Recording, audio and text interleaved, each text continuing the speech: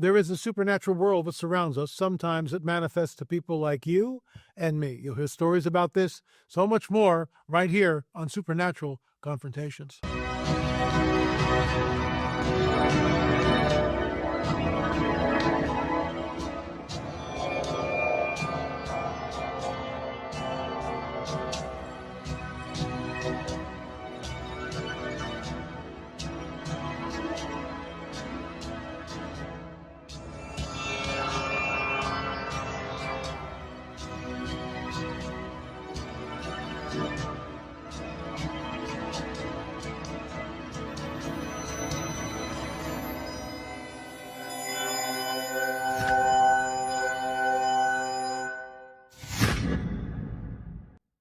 Today is a special day. The Pope released some new norms on alleged supernatural phenomena, and I will be getting into that and so much more. But first, a word from our trusted sponsor. You probably think your 401k is safe, that it's growing, that it'll be enough for your retirement. But what if it's not? Here's the truth, folks. Your 401k was never designed to make you wealthy. It was created in a corporate boardroom to shift retirement costs and investment risks onto you. Designed to keep your money trapped, exposed to Wall Street crashes, inflation, and uncertainty you can't control. Until now. Folks, Americans are taking back control by turning to real assets like gold. Noble Gold Investments has helped thousands protect your future by converting part of their retirement savings into physical gold. Talk to Noble Gold today and learn how safe and easy it is to roll over your 401k into a tax-advantaged gold IRA without penalties or headaches.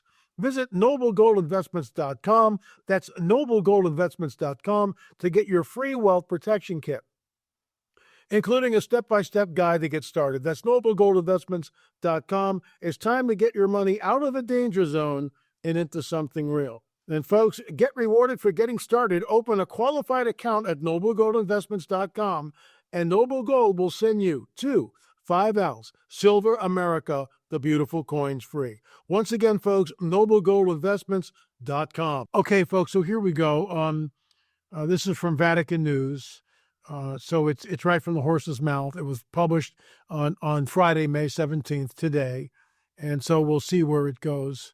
The norms come into force on Sunday, May 19th, the Feast of Pentecost. Wouldn't it be great if we all went up on the Feast of Pentecost? Basically, it's really a nothing burger. And there's people going, oh, the Pope's going to talk about aliens and all this stuff. Nothing like that ever happened. It's a nothing burger on some level. You can go to spiritdaily.com. It's right on their front page, and you can go or just Google Vatican News and up it will come. I'm going to read some of the highlights. The document originates from a long experience of the last century, which saw cases where a local bishop or bishops of a region rapidly declared a phenomenon's supernatural nature, only for the Holy Office to express a different decision later. Other cases involved the bishop saying one thing and his successor deciding the opposite regarding the same phenomenon. So is the Vatican positioning itself to be sort of the gatekeeper of what supernatural experiences or phenomenon are real? It seems like that to me, basically, just from that one paragraph. Each event also required lengthy discernment periods to evaluate all elements in order to reach a decision on the supernatural or non-supernatural nature of the phenomena. These time periods sometimes contrasted with the urgency to give pastoral responses for the good of the faithful. And I mean, I get what they're doing. On one hand, it's good to kind of pin this down. On the other, it's like it's setting up the Vatican to be the end-all of what's supernatural and what isn't, what phenomena we're going to embrace and what phenomena we're not going to embrace. So this brings us back to this. All comes down to this, doesn't it? I want to thank Chauncey Green for creating these. We'll be selling them on the website at some point in the future, but as usual, I do digress. Here's the problem. The Vatican has already stated, the Pope already stated, that, if an alien actually appeared, would they baptize him? What would they do with that? So I believe that it's being set up. All this is to set up for the coming great deception. So I look at it, the announcement is essentially a nothing burger, but what it does do is it sets the Vatican up as the end all, that, what we say goes. Well, wait a minute. What about the evangelical church, of which I'm part of? Don't we have a say in this too? Remember, the Vatican and Catholics are the greatest Christian denomination. I think it's close to, what is it, like 1.2 billion people are professing Catholic. I could be wrong on that figure, but it's up there. They are the majority. So as an evangelical, look, let me stop by saying this. We went to Fatima. The Vatican has put the stamp of approval on the so-called apparitions of Fatima that happened in 1917, over 100 years ago now, right? So we did a deep dive. We created 2 films on Fatima, Strange Phenomena, which is one, and Harbinger of Deception. So Harbinger of Deception is the first film, I stand corrected, and Harbinger of Deception, first film, Strange Phenomena is the second film. We went there. It's dialed in. My friend Francisco Carrera, who's Portuguese, sent me a video of what happened basically on one of the feast days, May 13th.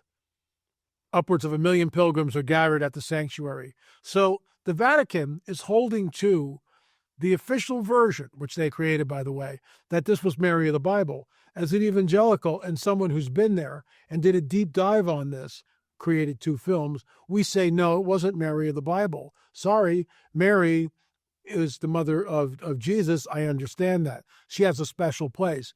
But we don't look at her as the Queen of Heaven. We don't look at her manifesting in different places all over the globe. I'm not buying that for a second. And we show this in the film, the so-called Marian apparitions that happened after 1917. You want to check that out. Streaming.lamarzulli.net. I challenge you to watch the films. For $4.99, you can download Fatima 1 and Fatima 2. And look, I only have a few minutes here to tell you about it. So streaming.lamarzulli.net. It's right there on the bottom of the screen. Check it out. Go there. Spend $5 for crying out loud. Educate yourself. I challenge you to do that, especially you Generation Zers who don't want to pay for anything. Because when you guys buy the videos, it helps us continue to stay on the trail of a Nephilim and bring you information like this. So I was over there for 2 weeks. The Fatima that we uncovered is based on the handwritten documents which are in the Fatima Sanctuary by Father Fierro, who was the parish priest in 1917. People who looked up on the so-called miracle of the sun, October 13th, 1917, looked up and saw what? A dull silver disc. And I'm not making this up. That's what they saw. That's what they stated on the record. I looked up and saw a dull silver disc. What does that look like to you? There's strange phenomena. Car windshields exploded. People had radiation burns on their faces. People's clothes were instantly dried. Car windshields exploded. There was mass chaos. Mass chaos. 2 films, Fatima 1, Fatima 2. And this is why it's so important.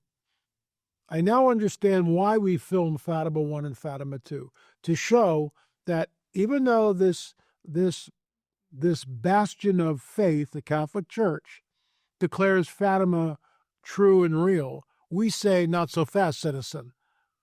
We don't believe it was true and real. We believe something happened there, but it was of demonic origin. And that sets a precedent for what's happening in modernity. We go up, they come down. We go up, they come down. Thanks for watching, folks. Fatima 1, Fatima 2, streaming.lamarzulli.net if you want the hard copy, lamarzulli.com, lamarzulli.com. What are you waiting for? I spent, 10, 15 minutes here?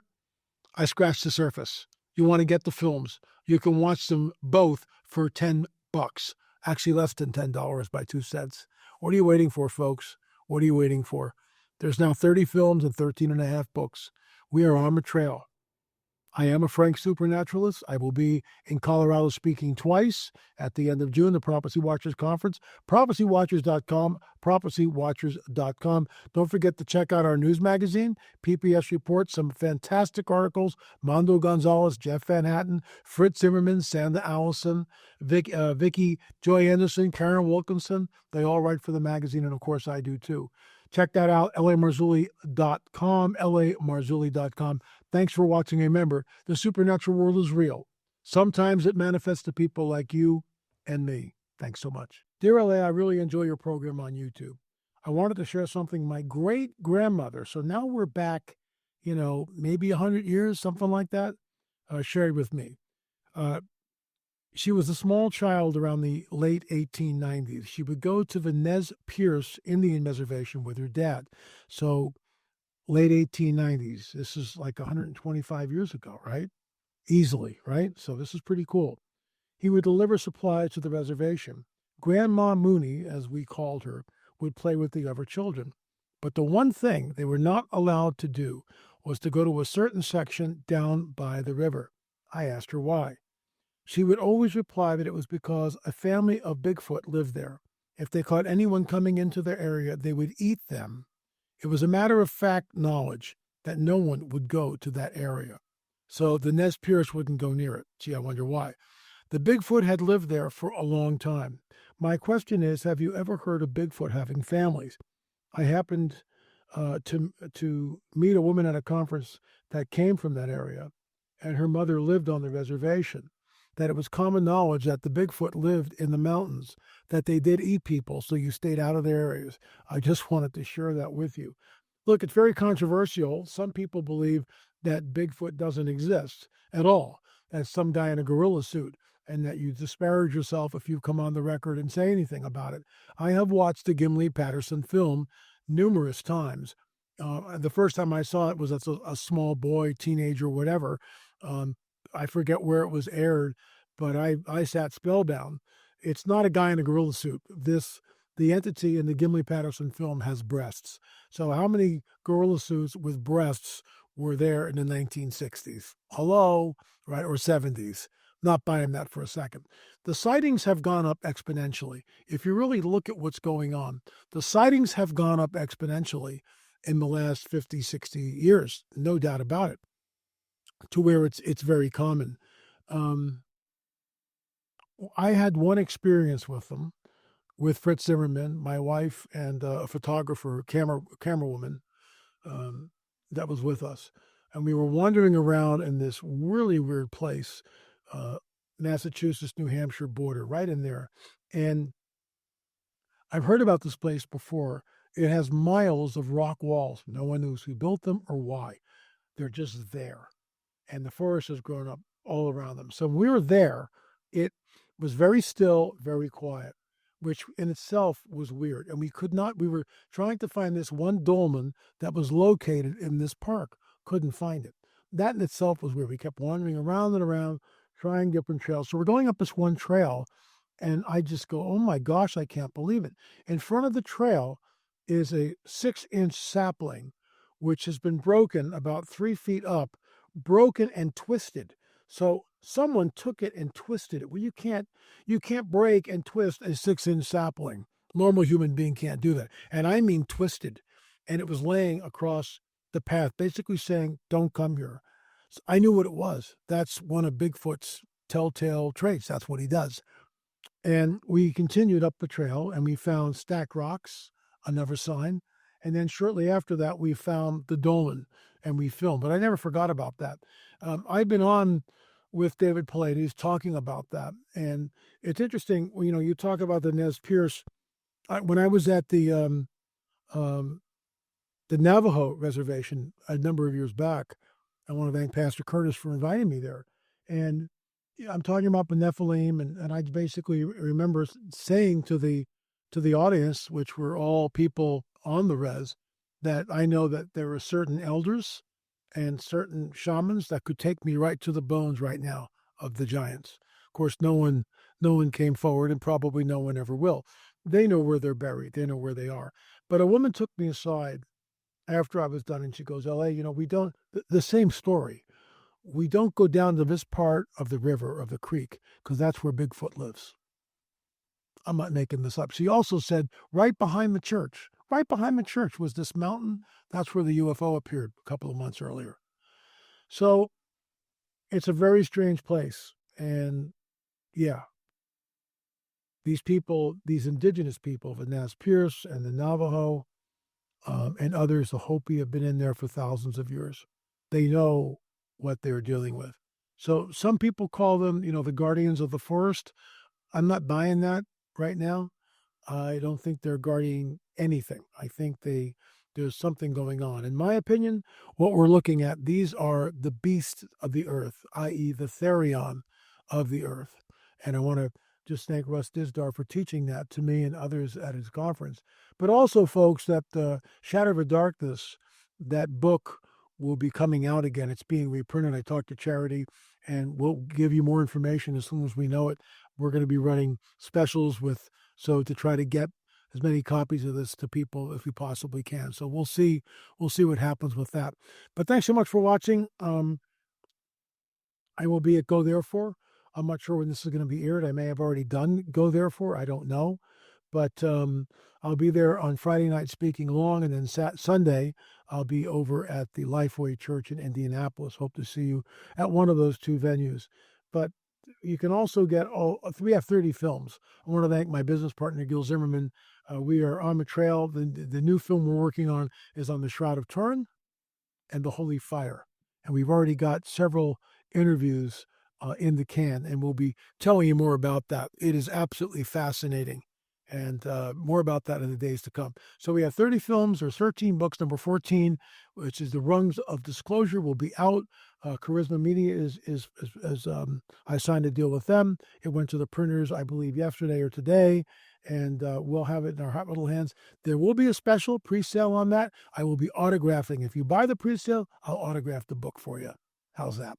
Anyway, folks, thanks so much for watching. Check us out, lamarzulli.com, or streaming, if you want to watch any of the videos, $4.99. Streaming.lamarzulli.net. What are you waiting for? You got to do your homework. You've got to start doing your homework. How do you do your homework? Get the books.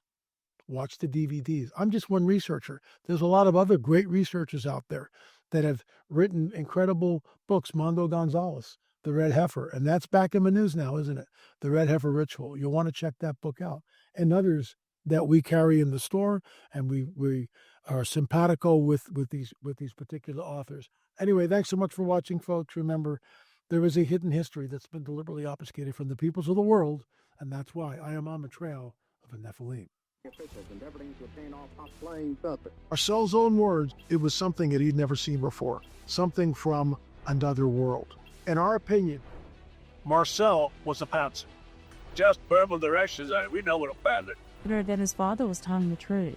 He dead in the eye, and he said, it really happened, and he held his hand up just like this. Because they had 6 fingers, not 5. He said they looked quite a bit like us. Do you think your grandfather was a patsy? 100%. The cover-up by the U.S. military. Do you believe our government has made contact with intelligent extraterrestrials? I can't discuss in public setting. Do we have the bodies of the pilots? The biologics came with some piece recovers. He deliberately obfuscated, and they lied to do America. When the Pentagon decided to lie about what happened at Roswell. Because they'll be 6 feet away. This will be about 3.5 or all. She said the nurses who were there during the crash, they're now at a convent. The first book that Randall wrote, and he said to Jess, he said, that's not fiction. But for everybody, I mean, this is a human thing. It's a worldwide be a life-changing for everybody. Was certainly not a weather balloon and not something from this earth.